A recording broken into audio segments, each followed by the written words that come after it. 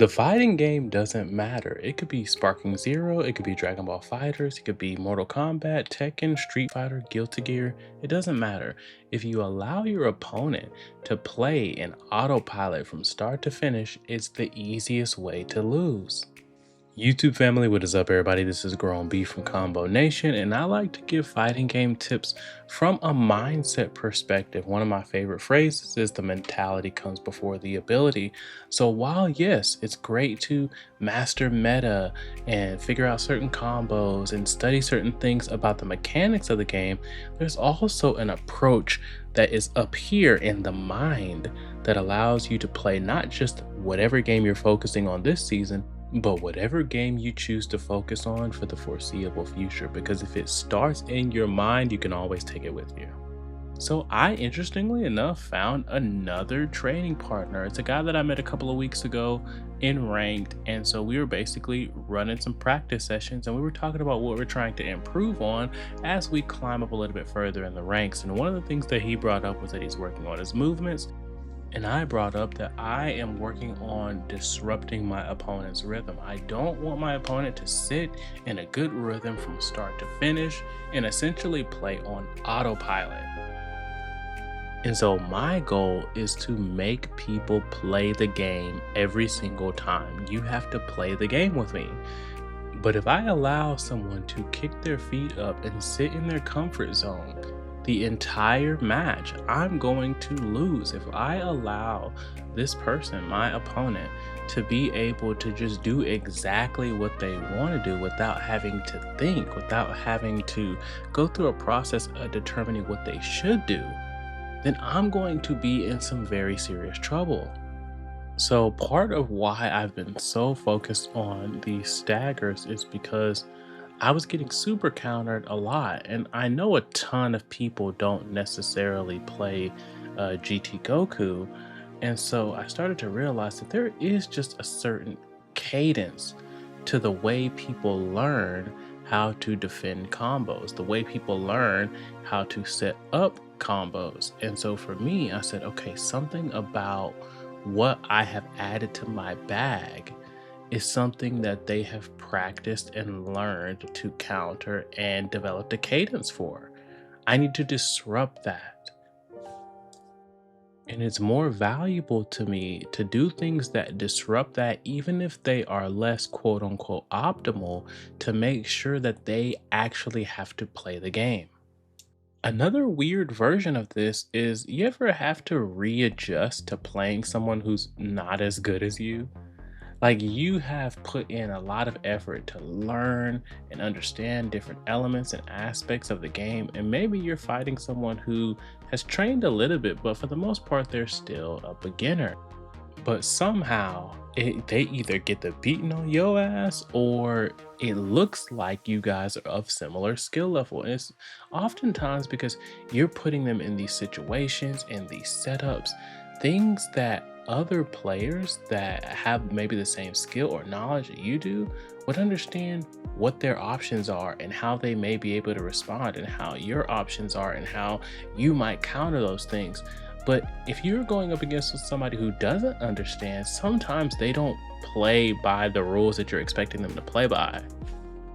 And so while you're expecting them to try to figure out whether or not they're safe and evaluate the risk and reward of doing a certain move or using a certain, they are not thinking about any of that. And oftentimes it just results in the person who is more skilled and maybe more knowledgeable getting completely disrupted, almost discombobulated in a sense, because it's like, why are you playing this way? It does not make sense. You should be terrified of what I'm putting, but they don't know to be that way. So they're just playing the way that they want to play. And this is a prime example of what I'm talking about. And the really skilled players are going to be able to make those adjustments. And ultimately, that's when the fight becomes the most fun. But you have to make them do that.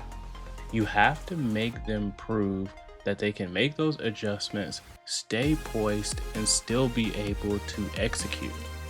Because everything's much easier when you're in that autopilot where you don't have to think. You're just going through the motions. It's just like when you used to learn how to drive a car. At first, you were really worried about if you're going to break the law, if you're going to fail your test, if the police are going to show up, if you're going to do something wrong and get and and be accused of manslaughter, all this craziness.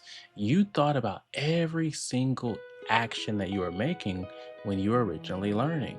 Make sure I put my blinker on. Oh no, I don't want to push the pedal too fast. Okay, I'm going to come to a complete stop and let the back of my car drop to ensure that I'm no longer moving so that I don't roll through a stop sign. All these different things were in your present mind. Now, you probably do all kinds of stuff that you shouldn't be doing while driving, and you still get exactly where you need to get. Which is why you can leave work and feel like nothing happened, and then all of a sudden, you are at home, but it was supposed to be an hour drive. Now imagine that someone is able to treat their fights with you that way. That's not good. That autopilot means they have everything under control. They don't have to think. Things are going very, very smoothly, and you're not doing anything to disrupt that for them. And so, a lot of times, the meme where the character sits up, or when you hear someone say, "Let me lock in," that is them realizing, more often than not, that is them realizing that autopilot is not enough. You have to play the game. And let's be honest, some people don't have enough to be disruptive enough to have someone come out of autopilot. But ultimately, if you don't have that, if you don't have the mindset to think, how can I disrupt this opponent? How can I switch things up, do things that they don't expect, make them think?